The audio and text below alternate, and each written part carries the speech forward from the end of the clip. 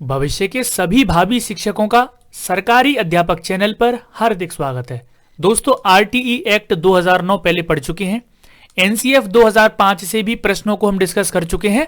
आज की वीडियो में आपका जो आरटीई एक्ट 2009 है, इससे हम क्वेश्चंस को करेंगे। ठीक है, टोटल बैक टू बैक जल्दी जल्दी मैं आपको 30 प्रश्न करवा देता हूं। इन 30 प्रश्न से बाहर कोई एग्जाम में प्रश्न नहीं जाएगा। अगर आरटीई एक्ट नहीं भी पढ़ा है तो ये प्रश्न आपको पूरा कर देंगे। ठीक है, तो चलिए एक एक करके जल्दी जल्दी मैं आपको क्वेश्चंस करा देता हूं। और जितने भी स्टूडेंट नए हैं, चैनल को सब्सक्राइब करके बेल आइकन को ऑल पर सेट कर लिया करो, है ना।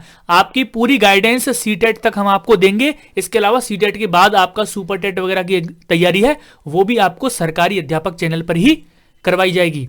चलिए पहला प्रश्न मैं लेकर आता हूं। पहला प्रश्न सबसे पहले यही पूछा जाता है कि आरटीई एक्ट 2009 कब लागू किया गया। तो आपको पता है 1 अप्रैल 2010 को ये पूरे भारतवर्ष में लागू किया गया था और जम्मू कश्मीर को इसमें शामिल तब नहीं किया गया था। ठीक है, तो जम्मू कश्मीर को छोड़कर 1 अप्रैल 2010 को ये लागू किया गया था।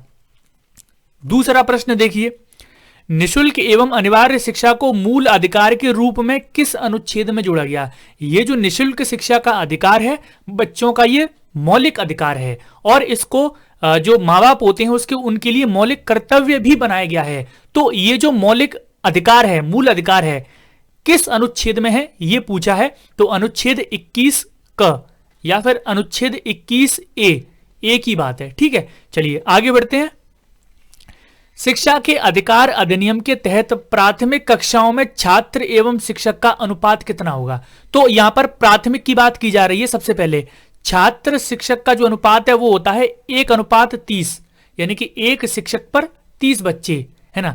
जहां पर भी 30 बच्चे होंगे वहां पर एक टीचर आपको जरूर पढ़ाएगा, है ना। तो ये छात्र शिक्षक अनुपात है प्राथमिक स्तर पर, और ये चेंज भी होता है आगे, वो मैं आपको आगे वाले क्वेश्चंस में बता दूंगा। चलिए आगे है, आरटीई 2009 के तहत शिक्षा के लिए एक सप्ताह में न्यूनतम कितने कार्य घंटे होंगे। तो एक सप्ताह में टीचर को कम से कम 45 घंटे तो पढ़ाना ही पड़ेगा, है ना। कितने घंटे? 45 घंटे। तो एक सप्ताह में न्यूनतम कितने कार्य होंगे? 45 घंटे। ये चीज आप याद रखेंगे। आगे है, आरटीई 2009 के तहत प्राथमिक स्तर पर न्यूनतम शैक्षणिक घंटे कार्य दिवस कितने होंगे। तो प्राथमिक स्तर की बात आई है और पूरे एक साल में बात की गई है कि कितने घंटे होंगे। तो 800 घंटे एक सत्र में, एक शैक्षणिक सत्र में 800 घंटे और 200 दिन, 365 में से 200 दिन तो आपको एक सत्र में पढ़ाने ही पड़ेंगे और उसमें से भी आपके 800 घंटे होना जरूरी है। ये न्यूनतम है ना, इतना तो होना ही चाहिए। याद रखेंगे, न्यूनतम शैक्षणिक जो घंटे हैं, न्यूनतम शैक्षणिक जो दिन है कितने हैं? 800 घंटे या फिर 200 दिन। आगे बढ़ते हैं। निशुल्क एवं अनिवार्य शिक्षा आरटीई के अधिकार में किस आयु वर्ग के बच्चों को रखा गया है। तो आपको पता है आरटीई 6 से 14 वर्ष के बच्चों के लिए है। कितने वर्ष के बच्चों के लिए है? 6 से 14 वर्ष के बच्चों के लिए। आगे है, आरटीई 2009 के तहत प्राइवेट स्कूलों में कितने प्रतिशत सीटें निर्धन विद्यार्थियों के लिए आरक्षित होती हैं। तो मैंने आपको जब आरटीई 2009 पढ़ाया था तो उसमें मैंने आपको बताया था कि प्राइवेट स्कूलों में 25% सीटें रिजर्व रखनी पड़ती हैं। किसके लिए?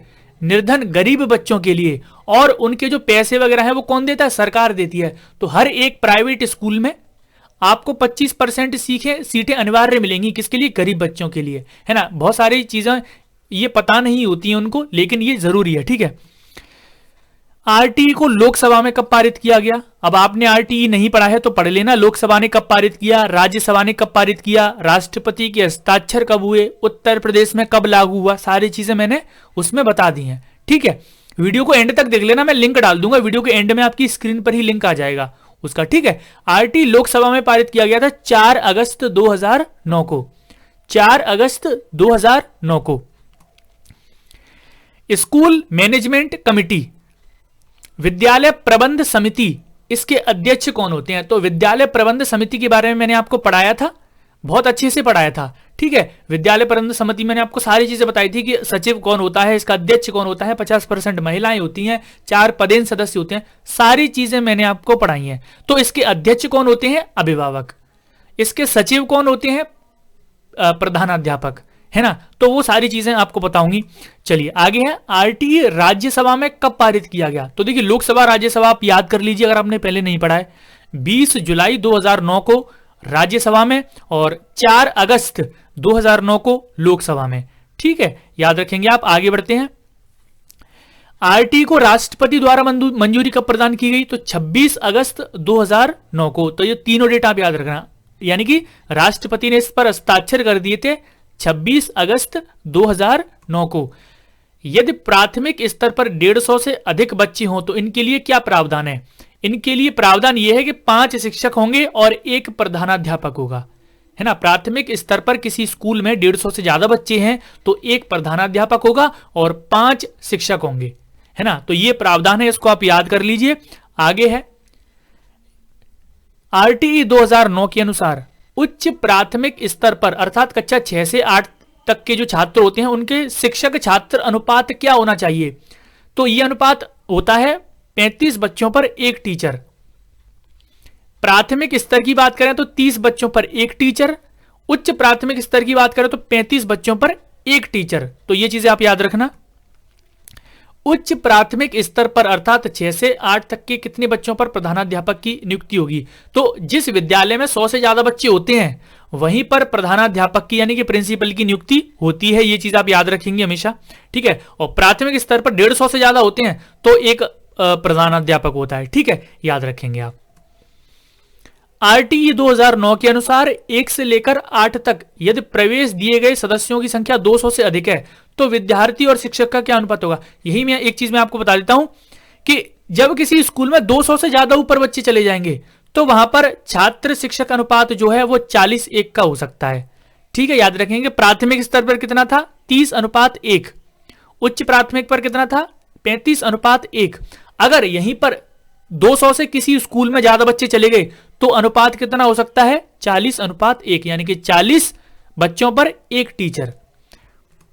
आगे बढ़ते हैं, आरटीई के तहत उच्च प्राथमिक स्तर पर न्यूनतम शैक्षणिक घंटे एवं कार्य दिवस होंगे। तो उच्च प्राथमिक की बात की गई है, जैसे प्राथमिक पर था 800 घंटे 200 दिन, उच्च प्राथमिक पर होगा 1000 घंटे 220 दिन शिक्षण कार्य होगा ही होगा, ठीक है। ये न्यूनतम है, इतना शिक्षण कार्य आपको करना ही पड़ेगा। यदि प्राथमिक स्तर पर विद्यालय में कुल 240 बच्चे हैं तो इसके लिए कितने अध्यापक होंगे।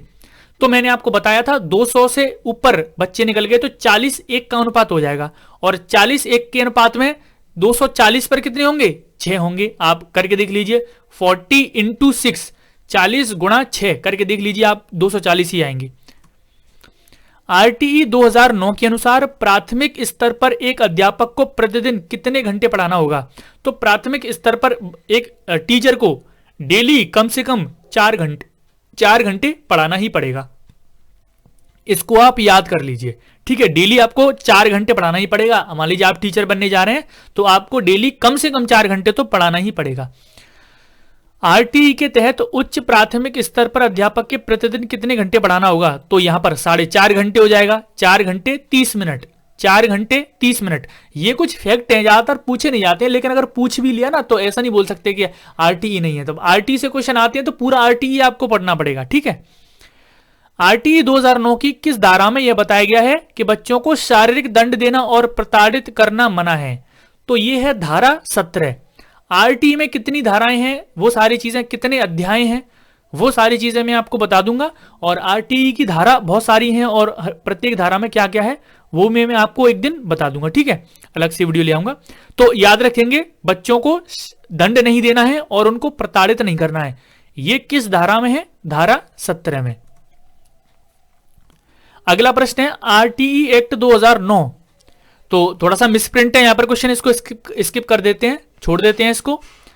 कक्षा 1 से लेकर कक्षा 5 के विद्यार्थियों के लिए विद्यालय की दूरी कितनी होनी चाहिए। तो वो मैं आपको बता देता हूं, प्रत्येक 1 किलोमीटर पर एक प्राथमिक विद्यालय होता है, ठीक है। प्रत्येक 1 किलोमीटर की दूरी पर एक प्राथमिक विद्यालय होता है, याद रखेंगे आप।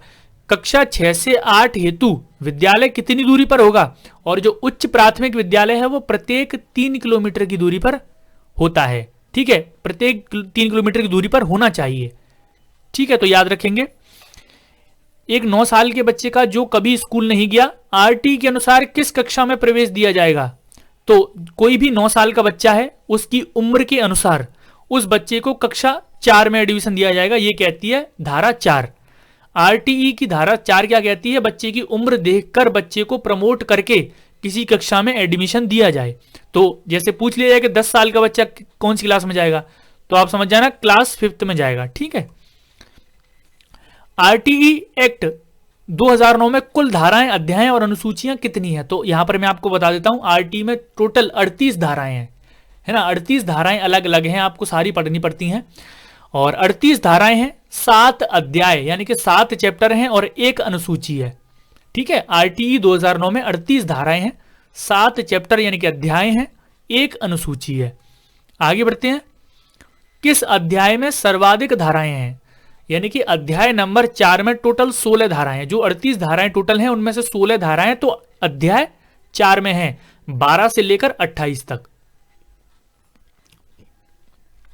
आरटीई धारा 17 का प्रावधान क्या है? तो वही मैंने आपको अभी बताया ना कि बच्चों को शारीरिक दंड नहीं देना है और उनको प्रताड़ित नहीं करना है। ये कौन सी धारा कहती है? धारा 17। छात्र एवं शिक्षक अनुपात में क्या प्रधानाध्यापक शामिल होगा? तो नहीं, प्रधानाध्यापक इसमें शामिल नहीं होगा। छात्र और शिक्षक का अनुपात यानी कि छात्र और शिक्षक केवल, प्रधानाध्यापक इसमें शामिल नहीं होता है। भारतीय शिक्षा को बच्चों का मौलिक अधिकार घोषित करने वाला कौन सा देश बन गया? तो ये लास्ट क्वेश्चन है आपका कि बच्चों का जो मौलिक अधिकार घोषित किया गया है, जो शिक्षा है बच्चों की, वो उनका मौलिक अधिकार है, ये घोषित करने वाला भारत कौन सा देश बना? 135वां। कौन सा? 135वां। इससे 134 देशों ने हमसे पहले बच्चों को शिक्षा को बच्चों का मूल अधिकार घोषित कर दिया, लेकिन हमने 135वें हैं जिन्होंने शिक्षा को बच्चों का मूल अधिकार घोषित किया है। तो ये है दोस्तों आरटीई 2009 से क्वेश्चंस। उम्मीद करता हूं कि आपको वीडियो पसंद आई होगी और काफी सारे इतने ही क्वेश्चंस पूछे जाते हैं, आरटीई से ज्यादा क्वेश्चंस नहीं पूछे जाते हैं, है ना। और यहां से बाहर आपका प्रश्न बेसिकली नहीं जाएगा। तो उम्मीद करता हूं ये वीडियो आपको जरूर पसंद आई होगी। आपको लाइक करना है, शेयर करना है, पहली बार आए तो चैनल को सब्सक्राइब कर लेना है, बेल आइकन को ऑल पर सेट कर लेना है। मिलते हैं नेक्स्ट वीडियो में। आज के लिए इतना ही, धन्यवाद।